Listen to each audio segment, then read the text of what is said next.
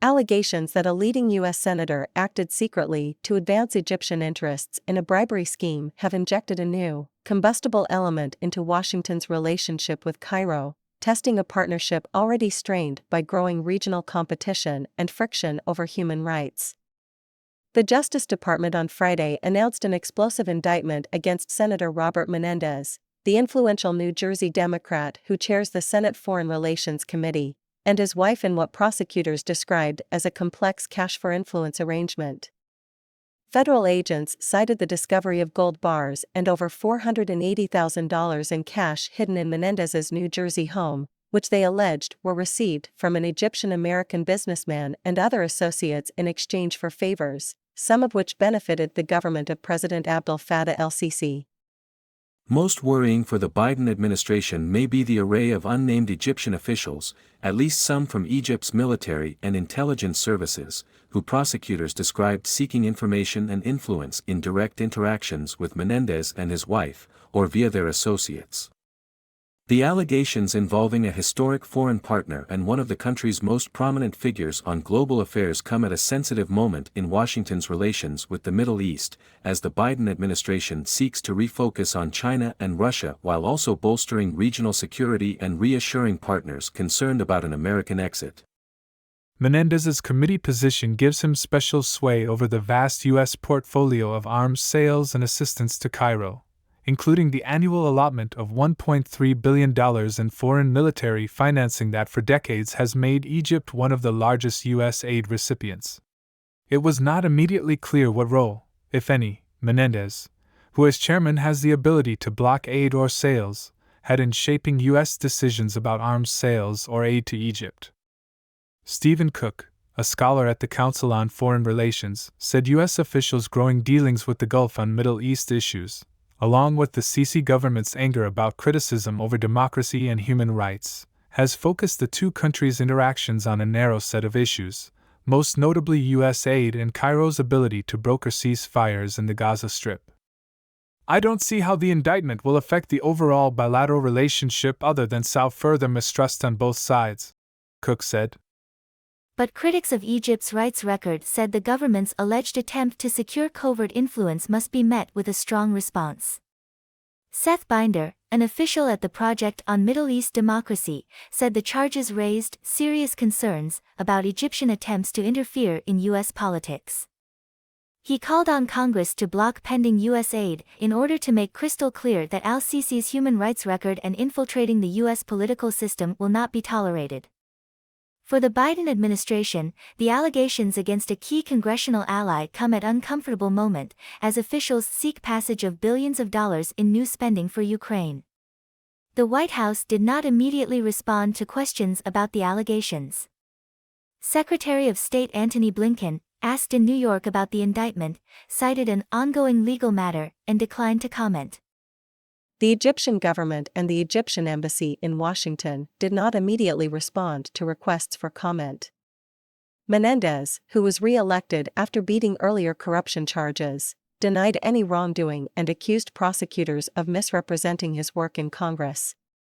Under Senate rules, he is required to step down from his position as committee chair. Among the charges in the indictment is an alleged arrangement in which Menendez promised to facilitate continued aid and arms sales to Cairo in exchange for his wife being put on the payroll of an Egyptian-American businessman, Wael Hanna. In another incident, Menendez allegedly used his clout with the State Department to acquire unclassified but sensitive information about staffing in the U.S. Embassy in Cairo, which was then relayed by his wife to Hanna, and then to the Egyptian government. In another instance, Menendez allegedly helped an Egyptian official ghostwrite a letter that was intended to be sent to other U.S. senators requesting the release of aid funds.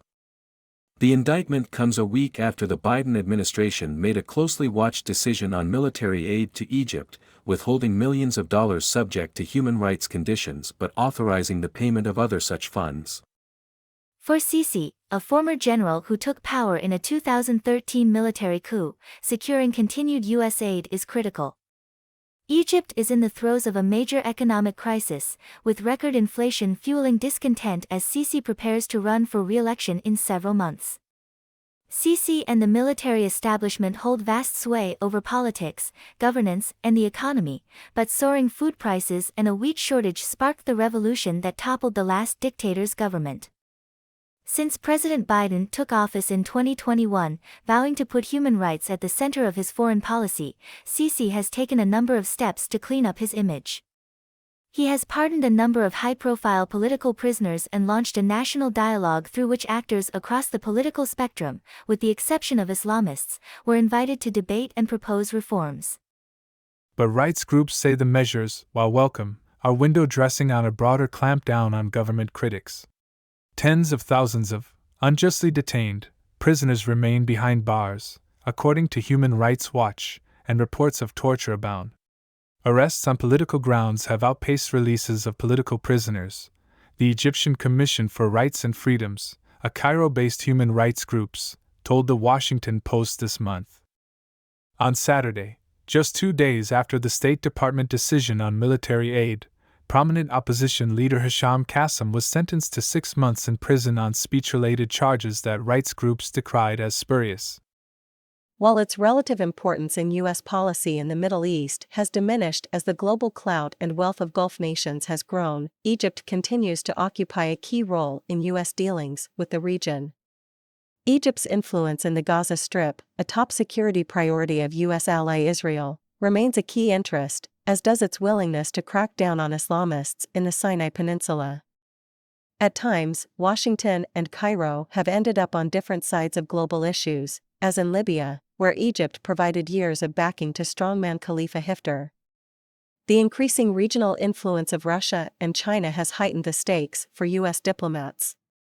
A massive intelligence leak earlier this year shed new light on those concerns, revealing that Sisi had planned to secretly supply rockets to Russia until U.S. officials stepped in to strong-arm the strongman into supplying arms to Ukraine instead. Menendez was one of a bipartisan group of lawmakers who met with Sisi during a visit to Egypt in late August. According to statements from Sisi and Senator Lindsey Graham, Republican South Carolina, who was also part of the delegation, the group discussed topics including negotiations between Sudan, Ethiopia, and Egypt over the Grand Ethiopian Renaissance Dam, a massive infrastructure project that Egypt views as a threat, and U.S. efforts to broker ties between Israel and Saudi Arabia. Menendez has periodically spoken out regarding human and political rights in Egypt, issuing at least 10 tweets about political prisoners or related matters since 2019.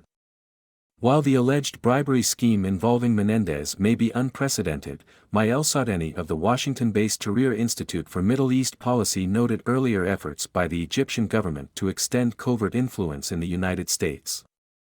In January 2022, the FBI charged an Egyptian-American man with spying on opponents of Sisi in the United States. This is a clear instance of the Egyptian authorities trying to influence our system of governance, and it needs to be part of the conversation, said El Sadeni.